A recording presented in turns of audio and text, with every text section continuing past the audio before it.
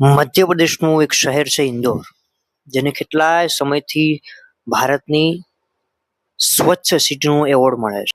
હવે આ સિટીનો એક વિસ્તાર છે ભાગીરથપુરા, જ્યાં દૂષિત પાણીના કારણે ત્યાર સુધીમાં 14 લોકોના મોત થયાના સમાચાર મળ્યા છે.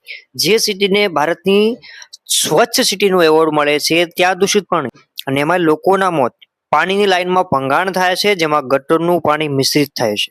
જ્યારે આનો પાણીનો રિપોર્ટ કરવામાં આવ્યો તે પાણીમાં જીવલેણ બેક્ટેરિયા મળી આવ્યા. આ દૂષિત પાણી પીવાના કારણે 1500 લોકો પ્રભાવિત થયા છે, જેમાંથી 200 લોકો હજુ પણ શહેરની અલગ અલગ હોસ્પિટલમાં સારવાર લઈ રહ્યા છે.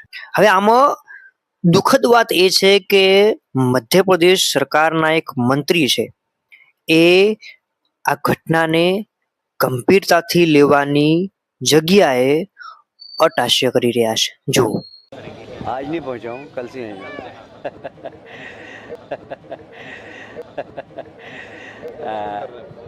परसों रात से मैं यहीं पर हूँ।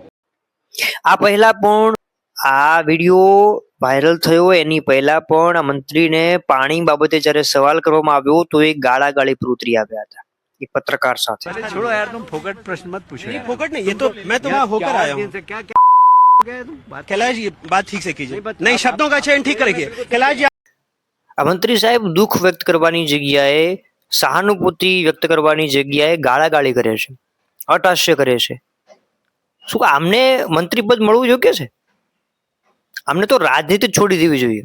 આ લોકોના કામ માટે છે જ નહીં, આ લોકોની સહાનુભૂતિ માટે છે જ નહીં.